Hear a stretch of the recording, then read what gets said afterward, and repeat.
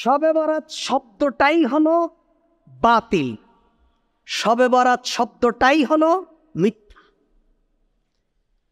শবে বরাত ভাগ্য লিপিবদ্ধ করা হয়, এটা মিথ্যা কথা।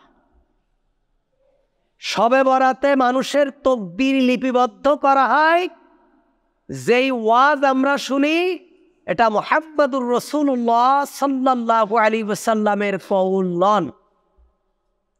কারণ আপনার আমার ভাগ্য লিপিবদ্ধ হয়ে গেছে একটা মানুষ সৃষ্টির 50,000 বছর আগে। সুতরাং শবে বরাতে ভাগ্য লিপিবদ্ধ করা হয় না। এই শবে বরাতে আগামী 1 বছরের বাজেট ঘোষণা করা হয়, এটা হলো মিথ্যা কথা। আগামী 1 বছর একটা মানুষ কি খাবে, তার কি পরিমাণ রিজিক হবে, কি পরিবার বরাদ্দ হবে, এই ব্যাপারে যে কথাটা এসেছে যে আগামী 1 মাসের ভাগ্য লিপিবদ্ধ করা হয়, তাহলে আগামী 1 মাসের ভাগ্য যেহেতু লিপিবদ্ধ করা হয় কবে, শবে বরাতের রাতে, তাহলে যেই দিন আমি রেশম পাবো, যেই দিন আমি রিলিফের চাইল পাবো, যেই দিন আমি সরকারি অনুদান পাবো, ঠিক সেই দিন আমি সরকারি খাজানার সামনে গিয়ে বসে থাকবো, চেয়ারম্যান এর কাউন্সিলার সামনে যেয়ে বসে থাকবো, আর সারা বছর চেয়ারম্যানের বিরোধিতা করব, সরকারের বিরোধিতা করব। তারপরে হলো, কিন্তু যেই দিন সরকার আমাকে রিলিফ দেবে, সরকার যেই দিন আমাকে অনুদান দেবে, আমি সেই দিন অনুদান নেওয়ার জন্য বসে থাকব। এটা হলো একটা বোকামি কথাবার্তা। এই দিন যদি আগামী 1 বছরের বাজেট ঘোষণা করা হয়, তো 1 বছরের বাজেট কাকে দেওয়া হবে? যে ব্যক্তি 1 বছর পর্যন্ত বাজেট নেওয়ার কাজ করেছে তাকেই তো বাজেট দেওয়া হবে, নাকি? দলের কর্মী ছাড়া কাউকে কি সরকারি অনুদান দেওয়া হবে? চেয়ারম্যান দিবে? যে চেয়ারম্যানের কর্মী না, চেয়ারম্যানের অনুদান সারা বছর চেয়ারম্যানের বিরোধিতা করে, এই ব্যক্তিকে দেবে? তা আপনার ভাগ্য যদি শবে বরাতের দিন নির্ধারণ হয়, তা আপনার তো উচিত এই শবে বরাতের দিন ভাগ্য নেওয়ার জন্য সারা বছর যে কাজগুলো করা দরকার সে কাজগুলো করা। আপনাদের হিসাব হলো যে সারা বছর নামাজ নাই, রোজা নাই, হজ নাই, জাকাত নাই, কিচ্ছু নাই। যেদিন বাজেট ঘোষণা করা হবে সেই দিন মসজিদে যায় নামাজ আর তসবিহ নিয়ে গিয়ে বসে থাকবেন যে আল্লাহ আজকে আমারে বাজেটটা দিয়ে দাও, আগামী 1 বছর আমি কি খাবো আমাকে দাও, আগামী 1 বছর আমি কিভাবে থাকবো আমাকে দাও, আমার আগামী বছর আমার সন্তান হবে কিনা আমাকে দাও, আমার চাকরির উন্নতি হবে কিনা আমাকে দাও। এই মোটামুটি যা চাওয়ার ওই 1 রাত চেয়ে ফজরের আগে, যেহেতু আল্লাহ তাআলা খাতা কলম গোটায় থুয়ে দেয়, হুজুরদের কাছে শুনছেন যে আজানের আগে আল্লাহ প্রথম আসমান থেকে চলে যায়, ব্যাস এবার আল্লাহও চলে গেছে, আমিও বাড়ি যাই ঘুমায় পড়লাম, ফজরের নামাজও নেই, যেহেতু বাজেট তো শেষ। কি চমৎকার বুদ্ধি আমাদের, বোঝেননি? সুতরাং আগামী 1 বছরের বাজেট ঘোষণা করা হয়, যে কথা বলা হয় এটা হলো মিথ্যা। শবে বরাতের দিন ভালো খেলে সারা বছর ভালো খাওয়া হবে, শবে বরাতের দিন আনন্দ করলে সারা বছর আনন্দ করা হবে, শবে বরাতের দিন যদি মানুষের কপালে ভালো কিছু হয় সারা বছর হবে। এই মানের যত কথা আছে সমস্ত কথা হলো কি? মিথ্যা কথা। বলেন সব কথা কি মিথ্যা কথা?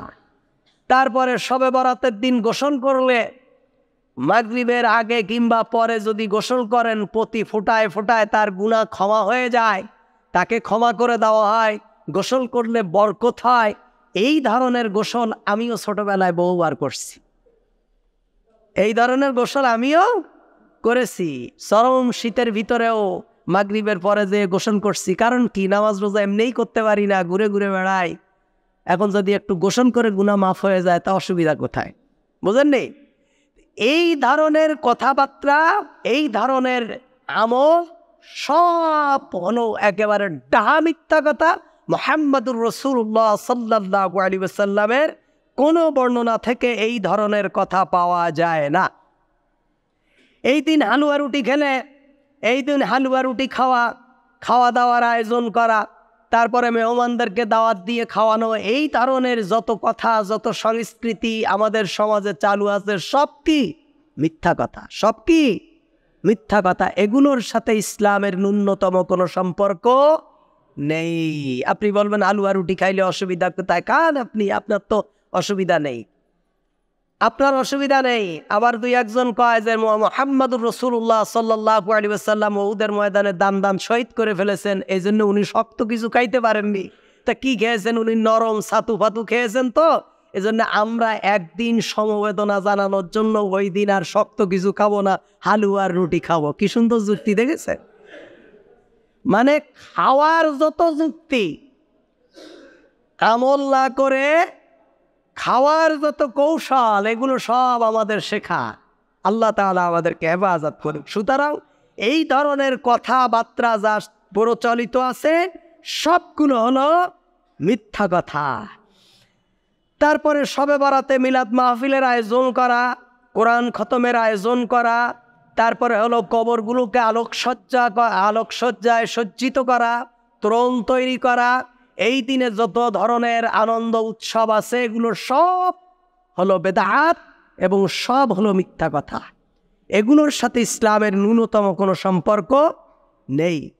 শবে বরাতে বিশেষ নামাজ এবং জিকির আদায় করা, শবে বরাতে বিশেষ নামাজ আদায় করা, বিশেষ জিকির আদায় করা, এগুলো সব কি? মিথ্যা। শবে বরাতের কোনো নামাজ নেই। বলেন, শবে বরাতের কোনো নামাজ? শবে বরাতের কোনো নামাজ নেই। শবে বরাতের স্পেশাল কোনো নামাজ মুহাম্মাদুর রাসূলুল্লাহ সাল্লাল্লাহু আলাইহি ওয়াসাল্লামের বর্ণনা থেকে পাওয়া যায়নি। শবে বরাতের কোনো নামাজ নেই, বিশেষ কোনো নামাজও নেই এবং বিশেষ কোনো পদ্ধতিও নেই। শুধু জালিয়াতিরা নামাজই তৈরি করেনি, শুধু বেদাতিরা নামাজই তৈরি করেনি, নামাজের পদ্ধতি পর্যন্ত তৈরি করে ফেলেছে। যে কি পদ্ধতি? মকসুদুল মুমিনিন খুঁজলেই পাবেন। কি পদ্ধতি? প্রথম রাগাতে 33 বার সূরা ইখলাস, দ্বিতীয় রাগাতে তারপরে হলো দ্বিতীয় রাগাতে 20 বার হলো সূরা ফালাক, অথবা প্রথম রাগাতে 50 বার আয়াতুল কুরসি, দ্বিতীয় রাগাতে 33 বার হলো সূরা ইখলাস। এই ধরনের হাজারো পদ্ধতি সবগুলো হলো মিথ্যা, একেবারে সবগুলো মিথ্যা, সবগুলো মিথ্যা। এগুলোর সাথে ইসলামের কোনো সম্পর্ক নেই। শুধু নামাজই তৈরি করেনি, নামাজের পদ্ধতিও তৈরি করেছে। কারণ কি? এই দিনে নামাজ পড়লে কিংবা পড়াইলে, মুসল্লিরা সমাগম হলে লাভ কার? লাভ আছে। এজন্য কারো লাভের জন্য মুহাম্মাদুর রাসূলুল্লাহ সাল্লাল্লাহু আলাইহি ওয়াসাল্লামের আমলের বিকৃত করার কোনো সুযোগ ইসলাম আমাদের কাউকে দেয়নি। যে ইবাদত করবেন এই শবে বরাতের রাতে, যে ইবাদত করবে রাত জেগে, তার জন্য জাহান্নামের আগুন হারাম হয়ে যাবে, এটা হলো একেবারে ডাহা মিথ্যা কথা। মুহাম্মাদুর রাসূলুল্লাহ সাল্লাল্লাহু আলাইহি ওয়াসাল্লামের কোনো সহিহ বর্ণনা থেকে পাওয়া যায় না। শবে বরাতের রাতে আত্মীয় স্বজনের রূহগুলো ঘোরাঘুরি করে, বাড়ির পাশে আসে, ঘোরে। কত কথা, কত ওয়াজ আপনারা শুনেছেন। আপনাদের বাড়ির পাশে কেউ আসছে নাকি? কোন রূহ আপনাদের বাড়ির পাশে আসছে? না, আসেনি। তবে রূহ বাড়ির পাশে আসছে এমন কোনো ইতিহাস খুঁজে পাওয়া যায় না। কিন্তু 10 বছর 20 বছর আগে কেউ মারা গেছে, ভোট দিয়ে গেছে, এরকম সময় সময় আমরা দেখি পেপার পত্রিকা টিভিতে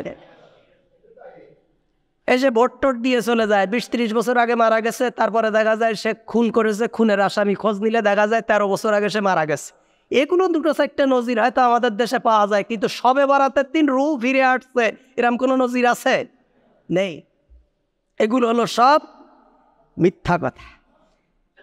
তারপরে শবে বরাতে স্পেশাল কোনো নামাজ নেই।